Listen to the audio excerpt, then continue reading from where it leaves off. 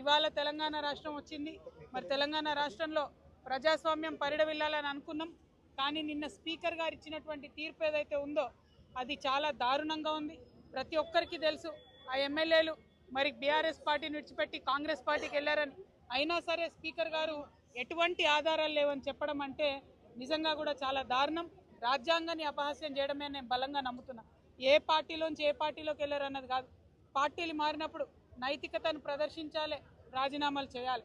నేను BRS party నుంచి నన్ను సస్పెండ్ చేసిన తర్వాత నేను రాజీనామా చేశాను. ఇంకా కాంగ్రెస్ పార్టీ అదేవిధంగా చైర్మన్ గారు యాక్సెప్ట్ చేయలేదు, కానీ నేను రాజీనామా చేశాను. ఎందుకంటే ఒక పార్టీ నుంచి వచ్చినటువంటి ఒక పదవి ఆ పార్టీ మారితే కనీసం ఆ పదవి వదిలిపెట్టేంత నియత అనేటటువంటిది ప్రతి ఒక్కరికి ఉండాలి. అట్లా కాకుండా స్పీకర్ గారే వారికి వత్తాసు పాడడం, మరి ఎమ్మెల్యేలందరినీ కాంగ్రెస్ పార్టీ రక్షించడం అంటే చాలా అన్యాయం. ఇట్లా ఒక్కొక్కటి వ్యవస్థలను దెబ్బతీసుకుంటూ పోతే ఫ్యూచర్లో పిల్లలకి ఎటువంటి ప్రజాస్వామ్యక విలువలు లేకుండా ఉండేటటువంటి రాష్ట్రం తయారవుతుంది. దానివల్ల అల్టిమేట్గా పేద ప్రజలకే నష్టం జరుగుతుంది.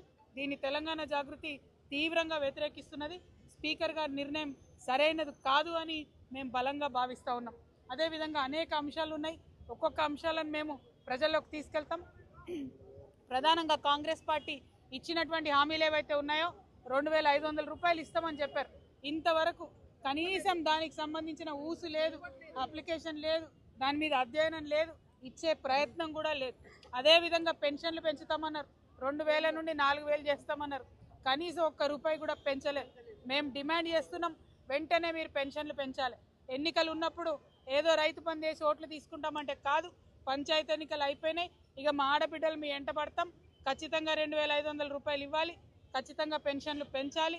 18 సంవత్సరాలు దాటిన ప్రతి ఒక్కరికి కూడా మీరు బతుకమ్మ చీర ఇచ్చేది ఉండే, ఇవ్వలేదు. గ్రూపులలో ఉన్న మహిళలకు మాత్రమే చీరలు ఇస్తామని చెప్పారు. ఇది చాలా అన్యాయం. మరి గ్రూపులలో లేని మహిళల ఓట్లు వద్దా అని కూడా మేము మిమ్మల్ని అడుగుతా ఉన్నాం. ఈ అంశాలన్నీ దయచేసి కాంగ్రెస్ పార్టీ ఆలోచన చేసుకోవాలి. 6 గ్యారెంటీల అమలు కోసం ప్రయత్నం చేయాలని చెప్పి మేము డిమాండ్ చేస్తున్నాం. మరి కొత్తగూడెంలో మాకు వీరన్న గారు అట్లనే తమ్ముడు నిమ్మ జగదీష్ ఆధ్వర్యంలో ఇవాళ కార్యక్రమాన్ని చాలా ఘనంగా ఏర్పాటు చేసుకున్నాం. ఇదే విధంగా కొత్తగూడెం జిల్లా మొత్తంలో ప్రతి గ్రామంలో ప్రతి చోట కూడా జాగృతి జెండా ఎగరేస్తామని చెప్పి కూడా ఈ సందర్భంగా తెలియజేస్తా ఉన్నాం. జై తెలంగాణ, జై జాగృతి. మీకు ఎప్పుడు పెడతాం ఏంటని ప్రజల మధ్యలోనే ఉన్నాం, ఇక ముందు కూడా ఉంటాం. ప్రజలకు పనికొచ్చేటటువంటి పనులు, ప్రజలకు ఎప్పుడు ఇబ్బంది వచ్చినా వాళ్ళ పక్షాన ఉండి పోరాటం చేసిన సంస్థ మాది కాబట్టి ఖచ్చితంగా ప్రజల మధ్యలోనే ఉంటాం. Thank you. మీరు సింగరేణి గురించి బాగా తిరిగారు, ఇప్పుడు సింగరేణి పరిస్థితి గురించి